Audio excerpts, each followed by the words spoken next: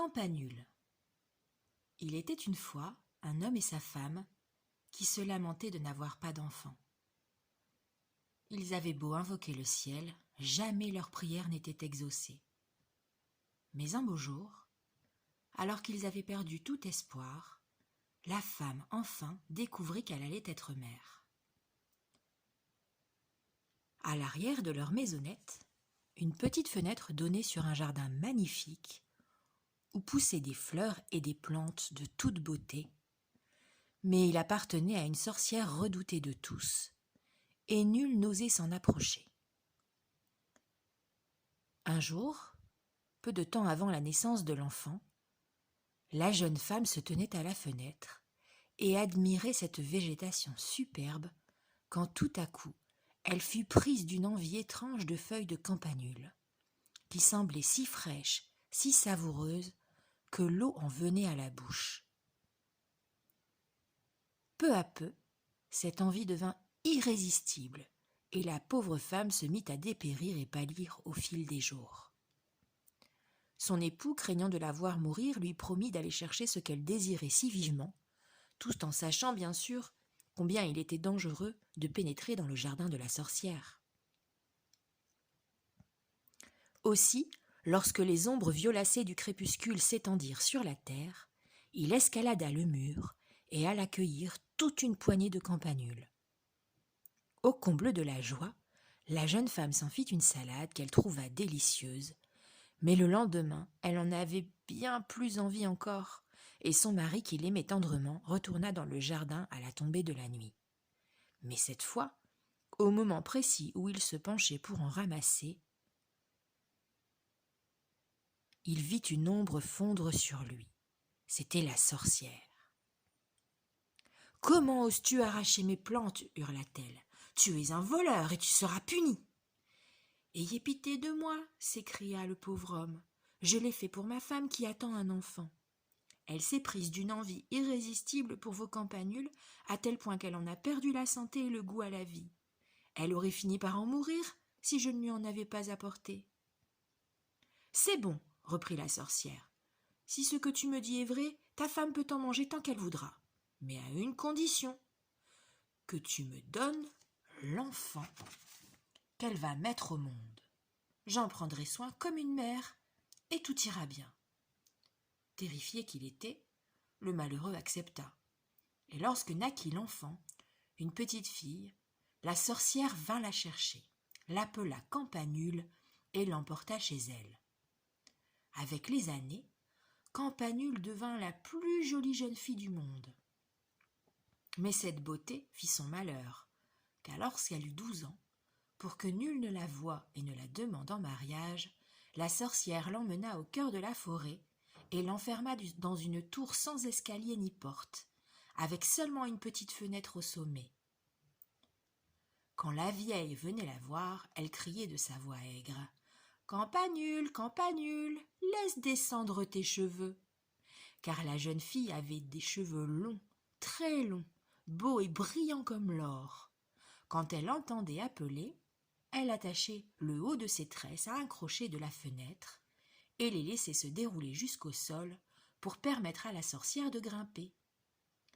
Campanule demeura longtemps, très longtemps dans sa tour solitaire, sans autre compagnie que celle de cette horrible vieille. Mais un jour, un prince qui chevauchait dans la forêt vint à passer par là, et entendit soudain chanter une voix si douce, si claire, qu'il s'arrêta pour écouter. Guidé par ce chant, il arriva au pied de la tour, mais, s'étonnant de ne trouver ni escalier ni porte, il tourna bride et s'éloigna. Cependant, il ne put oublier cette voix si mélodieuse qui l'avait tant ému. Et chaque jour, il conduisait son cheval au cœur de la forêt pour écouter encore. Un matin, caché derrière un arbre, il vit la sorcière approcher et l'entendit crier « Campanule, Campanule, laisse descendre tes cheveux !» Quelle ne fut pas la surprise du jeune homme de voir la longue chevelure d'or se dérouler jusqu'au sol pour aider la sorcière à grimper. « Si c'est là l'escalier, se dit-il, moi aussi je l'emprunterai et tenterai ma chance. » Et le jour suivant, au crépuscule, il appela à son tour. Campanule, Campanule, laisse descendre tes cheveux. » La jeune fille obéit, et le prince monta. Lorsque la malheureuse le vit, elle fut épouvantée, car jamais auparavant elle n'avait posé les yeux sur aucun homme. Mais le prince lui parla fort gentiment, lui dit combien il avait été bouleversé par son chant, combien il avait brûlé du désir de la voir. Peu à peu, Campanule oublia ses craintes, et quand il lui demanda de devenir sa femme, elle mit sa main dans la sienne et répondit « J'aimerais pouvoir accepter, mais je ne puis quitter cette tour, car il n'y a aucun moyen d'en descendre. » C'est alors que lui vint une idée. « Si à chacune de tes visites tu m'apportes un fil de soie, je pourrai en faire une échelle, et nous partirons ensemble sur ton cheval. » Ils convinrent qu'il lui rendrait visite tous les soirs au crépuscule, et la sorcière qui venait dans la journée ne remarqua rien d'anormal. Tout aurait été pour le mieux si un jour Campanule n'avait pas révélé son secret par mégarde en disant à la vieille « Vous êtes bien lourde, et vous tirez sur mes cheveux plus fort que ne le fait le jeune prince. »« Qu'est-ce que j'entends » hurla la sorcière stupéfaite. « Je croyais t'avoir isolée du monde, et voilà que tu m'as trompée. » Dans sa fureur, elle empoigna les cheveux de Campanule, attrapa une paire de ciseaux, et clac, clac, les longues tresses d'or tombèrent à terre. Puis elle jeta un sort à la malheureuse et l'envoya dans un pays lointain, passer le reste de son existence dans la solitude et l'affliction. Le soir de ce même jour, la sorcière attendit en haut de la tour l'arrivée du prince, et quand il dit « Campanule, Campanule, laisse descendre tes cheveux », elle lança par la fenêtre les longues tresses de la jeune fille. Sans se douter de rien, le prince monta et se retrouva dans les griffes de l'abominable vieille qui jetait sur lui des regards haineux. « Ah ah !» hurla-t-elle. « Ainsi tu viens chercher au nid ton petit oiseau chanteur. Mais voilà, il s'est envolé. Le chat l'a attrapé et va maintenant te crever les yeux pour que tu ne revoies jamais plus ma prisonnière. » En entendant ces mots, le prince fut écrasé de douleur. Désespéré, il se jeta par la fenêtre et retomba 100 pieds plus bas, parmi les buissons et les épines qui lui crevèrent les yeux et le plongèrent dans les ténèbres. Comment désormais retrouver sa bien-aimée ? Devenu aveugle, il erra à travers la forêt, ne se nourrissant que de racines et ne buvant qu'un peu de rosée, pleurant et se lamentant sans cesse sur la perte de celle qu'il aimait.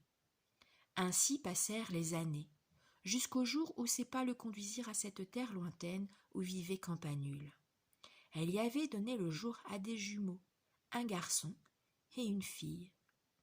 Tout à coup, tandis qu'il poursuivait sa route à tâtons, le prince entendit chanter une voix douce et claire dont aussitôt il se souvint. « Campanule, Campanule, ma tendre amie perdue » s'écria le malheureux. Alors elle s'élança vers lui et reconnut son bien-aimé sous les traits de ce voyageur en haillons. Dès que les larmes de joie de la jeune femme touchèrent les yeux du prince, il recouvra la vue et fut enfin heureux. Bientôt, il les conduisit tous les trois dans son royaume, où ils furent accueillis dans l'allégresse générale et y vécurent heureux ensemble durant de longues, très longues années. Pour ceux qui n'auraient pas reconnu l'histoire, il y a une note du traducteur. Le terme allemand utilisé par Grimm est Rapunzel, qui signifie en français « réponse ». Il s'agit d'une plante potagère de la famille des Campanulacées, cultivée autrefois pour ses feuilles que l'on mangeait en salade. Bonne nuit.